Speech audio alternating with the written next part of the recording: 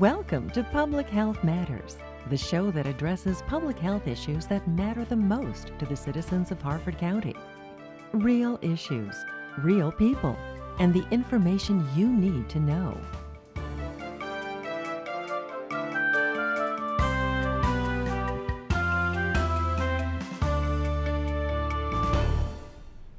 Hello, I'm Molly Mraz, Public Information Officer for the Harford County Health Department, and your host for today's Public Health Matters. It's the show that takes a closer look at the public health issues that matter the most to the citizens of Harford County. The American Diabetes Association reports that about 12.6% of Marylanders have diabetes, and 36.9% have pre-diabetes. Rates of diabetes have been on the rise for years, which is why we have chosen to talk about diabetes for today's episode of Public Health Matters. Joining us today is Pam Williams from Maryland Department of Health and Terry Brome from University of Maryland Upper Chesapeake Health. Welcome to our show today, and thank you both so much for being here.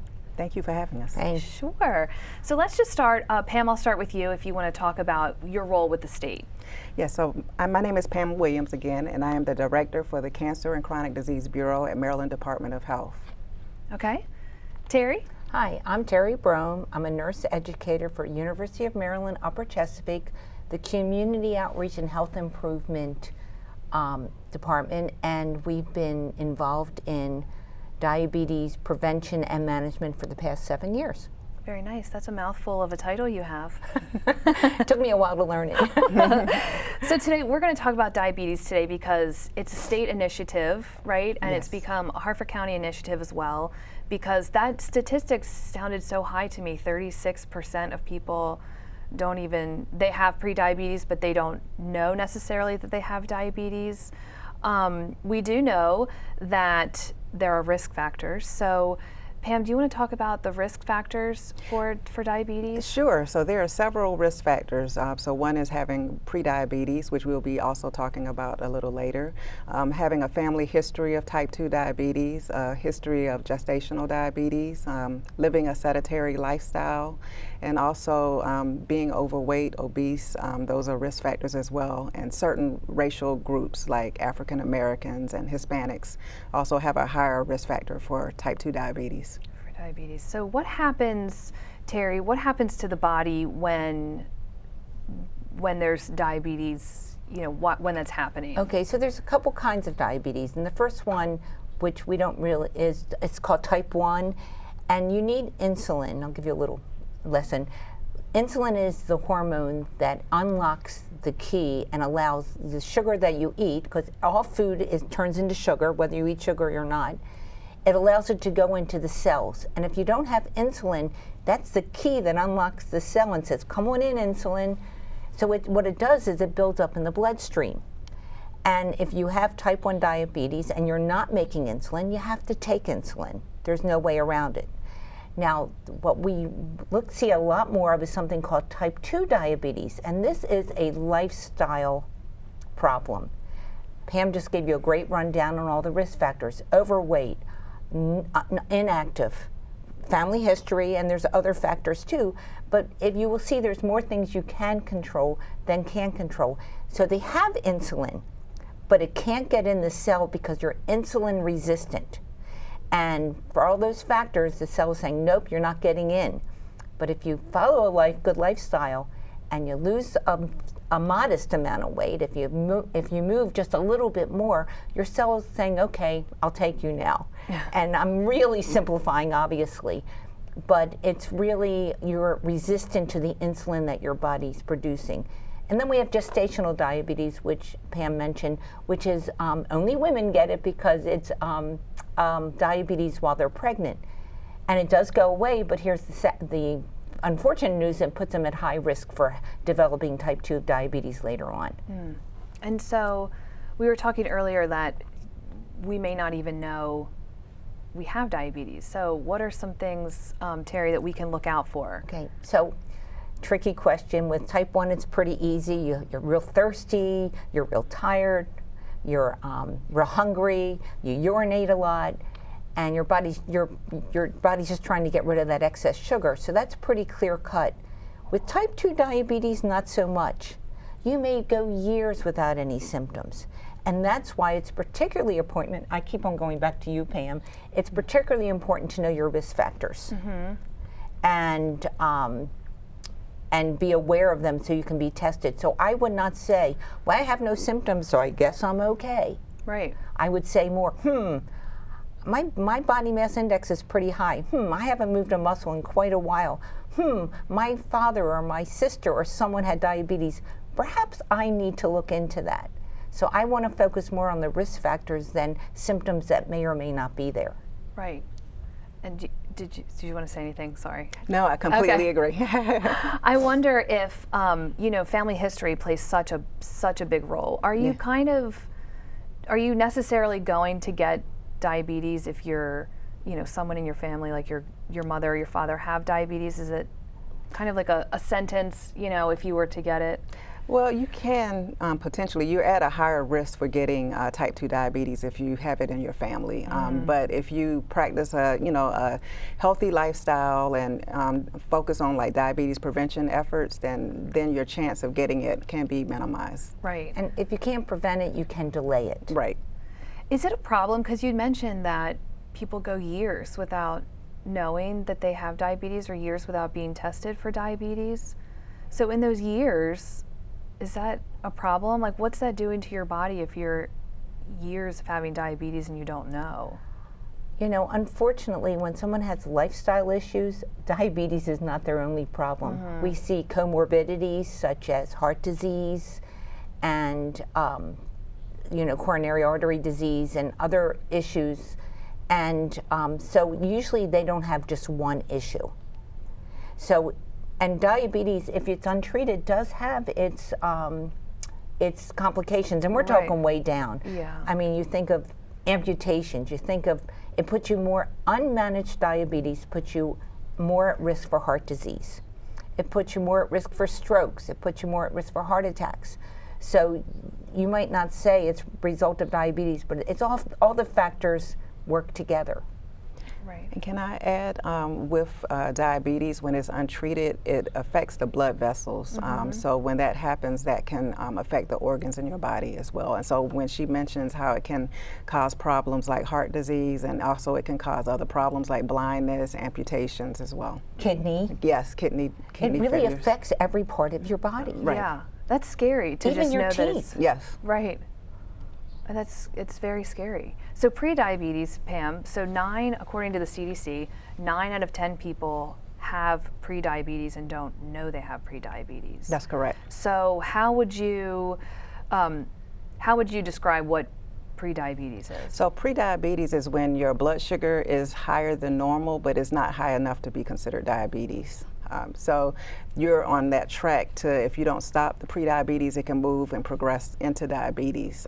But if you do have pre-diabetes and you follow the diabetes prevention programs that you participate in or other lifestyle programs, then you can stay at pre-diabetes or you can go back to normal. Okay. One question I did want to ask about is the A1C. So you kind of hear, you hear on TV like commercials like get your A1C checked, and some people might not even know what an A1C is, right? Can you, Terry, talk about an A1C and just... It's one of the blood tests they use to diagnose for diabetes, because that's the ultimate way to know you have diabetes, is to have your blood tested. And one of them is the fasting blood sugar, but a more accurate one is an A1C. And don't ask me to tell you what A1C stands for, because I can't pronounce it. It's long, but what I do know is it's a 3-month measure of the sugar in your body, because the glucose travels on the red blood cells, and red blood cells last about 3 months. Okay. So it's a very accurate measure of, do you have prediabetes versus diabetes versus normal. So just people are wondering, what is normal? I had one of those. Right. 5.6 and below is considered normal. 5.7 to 6.4 is considered prediabetes. That's your red flag waving. 6.5 and above, and we never diagnose. I do A1C on patients all the time, but I never diagnose. But that would be something to talk to their doctor about. But that puts them in the range of having diabetes. So anything higher than 6.5, Yes. they should probably seek. Well, you should, I would seek it for 5.7 to 5.7. tell you the truth. I would Yeah. seek it, I would always be under the care of a primary doctor, but particularly if you're at risk for these chronic conditions. Right. And why do you think that diabetes has increased so much over the past couple of years? You know, one of the things, it's a lot of different reasons, but one of the main things that we hear a lot about is the overweight and obesity numbers, and those numbers are increasing across the country. And so as we've seen the increase in those numbers and the sedentary lifestyles, we've also seen a rise in type 2 diabetes. Can I add to that? Yes. Because this is such a such a compelling conversation, in that we do not have to get out of our chair to turn on the television now. Right. We can zap a dinner in a minute. So it's a lifestyle, and that's why there's a rise. And I would also say the processed foods that are so readily available and so inexpensive. So I guess I'm more answering, well, why is the obesity a problem? It is the obesity, but let's Right. dig a little bit deeper. Well, why is the obesity a problem? And I don't want to blame us. I mean, this is what's happened to our culture. It's just too easy. So I think that it's just indicative of what's happening in society. We don't have to do much to get what we want.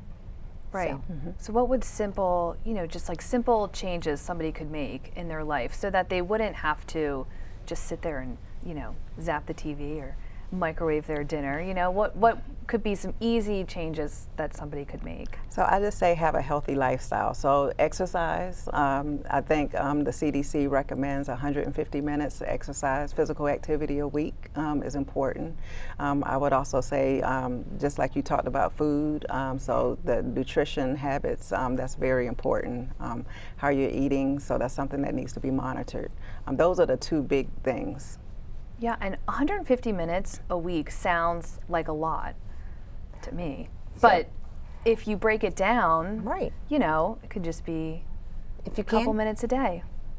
I would say you don't have 30, try 15 twice a day. Don't have 15 twice a day, 10 3 times a day. Right. Just move more. Right. Whatever you're doing, move more and make it fun. I had in one of my classes, a person said, "I just didn't have time to exercise this week because I had to do yard work for 3 hours." That's physical Right. Yeah. activity. Yep. Take credit for that. Yes. Like Get- you don't have to go be, you don't have to be running 10 miles a day. Right. Even just taking a walk. Especially taking a walk. It's so good for you, and then you're outside in nature, which is so healing. Right. But I would say if you want to make changes, I say make tiny changes. I like to call them micro changes. We're not going to go from a couch potato to a fitness buff in a day, or you might not even want that. But what I love about pre-diabetes is with minimal changes, you're going to get big results, and it does add up. Right. And about the food, can I just say a minute about the food? Yes. I would just say label reading, reading. And really watch the processed foods. I mean, we could do a whole show on that, Right. obviously. Yeah. And you're going to say, so we know all this stuff. I bet I have not said anything nobody doesn't know. So why don't we do it? And I'm going to go to research for this. Okay. We need support. And that's what's great about our programs, our pre-diabetes programs, our Living Well programs. They provide the support so we can take what we know off the pages and into our life, turn it into action. I know this stuff, but I can't act on it. But through getting support, the actions become easier because you're not doing it alone. And that's just not me saying this good stuff so you can get into my class. This is research. Right. This is based on scientific evidence that support helps get positive results. And how could somebody, if they've been diagnosed with diabetes, like what are their steps? Now I have diabetes and I don't even know what to do now. what could somebody do? I say with somebody who has diabetes, a team-based approach is very important. So, working with your provider is important, and then really just being able to have that diabetes self-care. Because even if you have diabetes, it's not a death sentence. You can control it. It can be managed. So, working with your doctor, making sure that you follow your diet and making sure you're eating appropriate foods, you're exercising, you're managing your stress, and then also just making sure that you're following, everything that your doctor is suggesting that you do, and monitoring your glucose levels. Right. And you could have, so somebody could have a little bit more of like a serious diabetes diagnosis than others, but you're always wanting to monitor your glucose levels. That's very important. Right. Yes. And I'm sorry, I want to go back to label reading because I feel like that's really important. Like, how would somebody, so you're in the field, so you know how to read a label and you know what processed foods look like. But how would somebody be able to identify by reading a food label that this really isn't the best thing I should be eating right now? Well, I will say the FDA has done a great job of revising the food labels, and that's just like came out this year. And now you know what's in your food, and it's not so difficult. It tells you total added sugars. That is really important. It tells you total fats and which ones are the baddies versus which ones are the good ones. Right. And it really breaks it down. But what's really important when you read labels is to look at serving size. Because, you can say, oh, it's only 100 calories. This is great. Per serving, Right. you have just consumed 4 servings. Right. If you go get a bagel at one of these popular stores, oh, it's only 1 serving. No, it is 4 servings. It's your portion, but the serving size, so you really got to be kind of honest with yourself Right. about what am I really eating. And so that's one of the things we teach in our classes is the importance of reading labels. Right. And I have to go, can I go back to something Yes. which you may ask later, but I'll answer it 3 times. I'm okay with that. Pam, you gave a perfect description of what people should do if they have diabetes. And we have a class called Living Well with Diabetes. Is this okay to talk about Yes, this now? absolutely. Okay, good. Bring it on. All right. So we have these Living Well programs, and they're in Harford County. They're in other counties. They're evidence-based. They're not my opinion, because you'll probably hear some opinions here. They're not Pam's opinions. They're based on science and research. It's a 6-week program for people with prediabetes and diabetes to give them nutritional guidelines, how to read a label, what to do with the difficult emotions that come with having prediabetes and diabetes, because you have your ups and downs. Right. And our doctor does not live with us. You're going to have to make decisions, and your doctor's not on call 24/7. And so you have to be a really good self-manager. And it gives you all those skills. It's a remarkable program, and in the resources, I'm sure they'll be telling you how to contact us. But the resources are there. I guess I want to tell the county, we're not alone with these diagnoses, but to take it seriously. Right. And no, we're not going to be able to cure diabetes. That's just a fact. Right. But that's irrelevant. The point is we can manage it. And someone who manages diabetes is a pretty healthy being if they can manage their, I've heard the best way to live well is to get a chronic condition and manage it well. So sometimes they go, I'm healthier now than I was before I got that diagnosis. Right. Because it really is personal responsibility Yeah. about what can I do today. And we're going to have our down days where I just don't feel like doing this anymore. Right. But that passes, and we have strategies to help you with those down days. So I just had to give a little plug for Good. that program. Yeah, we can certainly go back to that, just like know. the ins and outs of it too. And then, so Pam, talk about what's happening at the state level with diabetes, because Sure. we've heard a lot about it Yes. at the local health department over the past year. Yes, so it's been a lot going on with diabetes at the state. So a couple of years ago, the fall of 2019, we developed the Diabetes Action Plan with a lot of input from external stakeholders throughout the state, and also with representatives from the state. And from that Diabetes Action Plan, we have been looking at key areas in which we want to work on implementing activities. So one of the big things that we're trying to promote and push is the diabetes prevention programs, and also trying to make sure people are aware of their risks for prediabetes. So we have launched a pre-diabetes communication campaign. Okay. So that started this year, where we're doing a lot of online advertising and transit ads throughout the state, just trying to get people to know their risks. And so they can go to our pre-diabetes website and they can take the test, and then also talk to their doctors and ask to be referred to a diabetes prevention program if they're at risk, or any other lifestyle change program. And we will have all that information on Yes. the resource page after. Yes. And then talk about, we have a local health improvement coalition here in Yes. Harford County, but also the diabetes efforts throughout the LHICs. Yeah, so we have actually wanted to work with all of the LHICs across the state. So we've been partnering with the Horowitz Center at the University of Maryland, where they're helping to provide technical assistance to the LHICs throughout the state.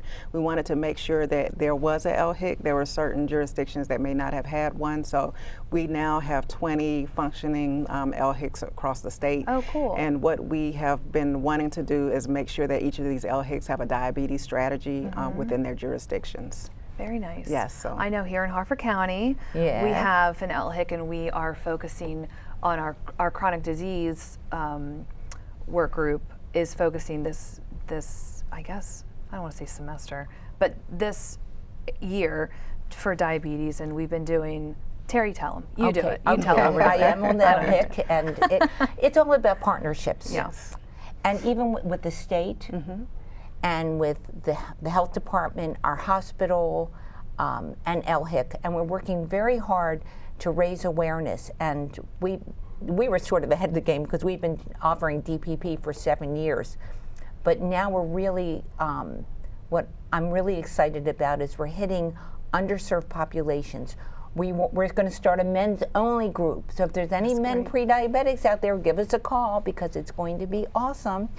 And we're going to have one for the Latino population, because in Spanish. We're going to have one for minority groups. So we're very excited about expanding this. And it's a very, very successful program. And so we are doing a lot to promote it, and I definitely would love everyone to take that test. That is one test you will not fail, because it's good information no matter what it says. Right. And it's always just great to have a healthy lifestyle in general, right? You can hopefully prolong any kind of chronic disease that you may be diagnosed with in the future. But there's something that you say all the time, and I just have it in my head, that you can't outrun a bad diet.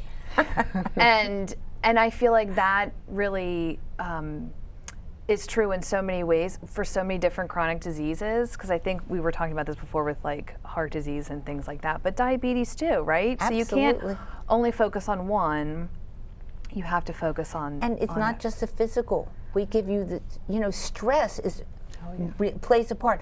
I'm too stressed to take care of this, and stress actually raises your blood sugar level. Right. So we look at the whole person, and the thing I love about our classes is we keep them a little on the small side, because they're very interactive and they support each other. And we thought when COVID hit and we had to shut down our face-to-face, what's going to happen to our classes? We transitioned right into virtual, and they're going great. Oh, good. And people have made such good connections. They're supporting each other and exercising. The solutions come within them. So the DPP program, this is going to scare some people, is a year-long program, because it's based on science, and if you hang in there a year, you've probably made it. You've gone through all the holidays, you've gone through all the seasons, and you've made it. And we don't give you a diet, we give you a way of life. Right. There's no no-nos. Right. Oh, no, you can't have that. We teach you how to make a better bad choice. And it's funny, they don't want to start because it's a year, but the year they go, oh, do we have to end it now? Oh, right, they want to stay. So I do suggest people find out if you're at risk. And if you are, good. You now have information to make intelligent decisions. Yes. Right. Especially, ignorance is not bliss when you're dealing with your health. Right. Because it's scary what could happen down the road if you go undiagnosed for too long.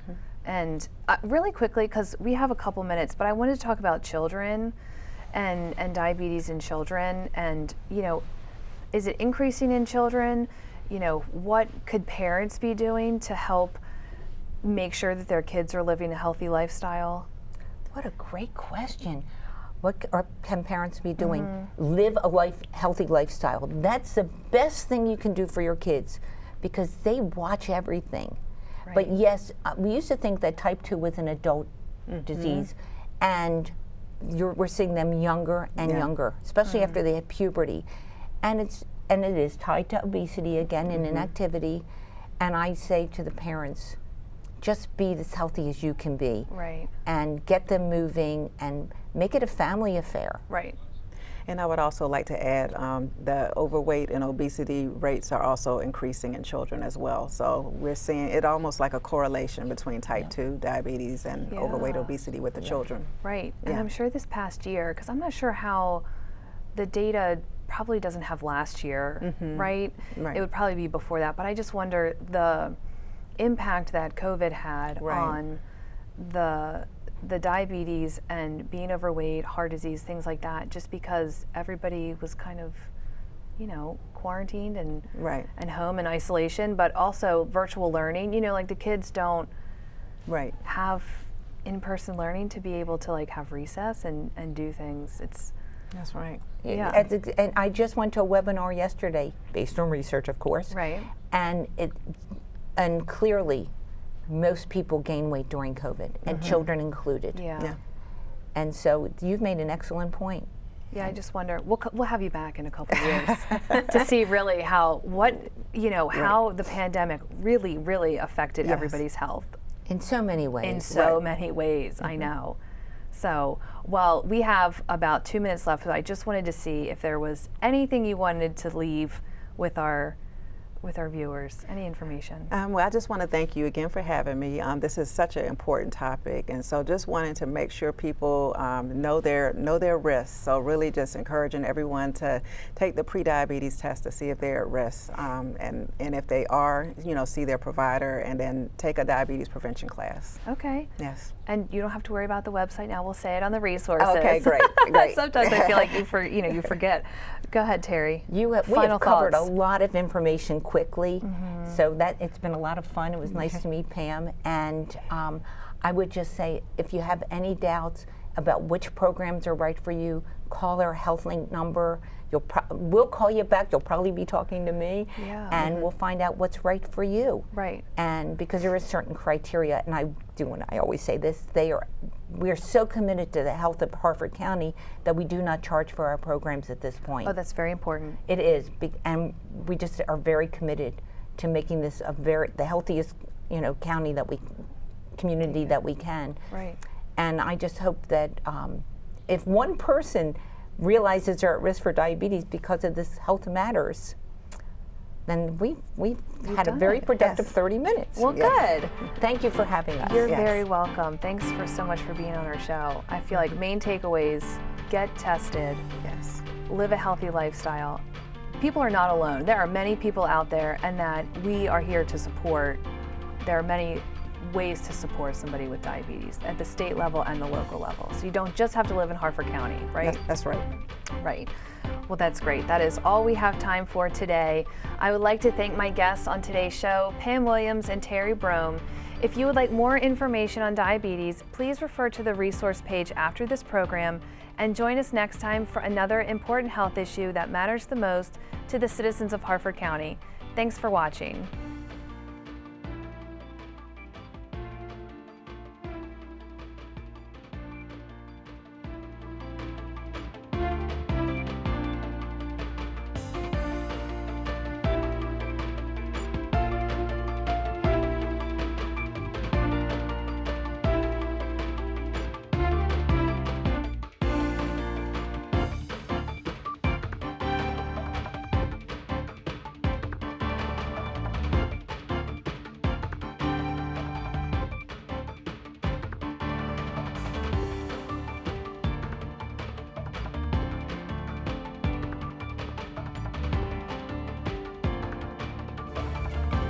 You've been watching Public Health Matters, brought to you as a public service by Harford Cable Network, your county connection.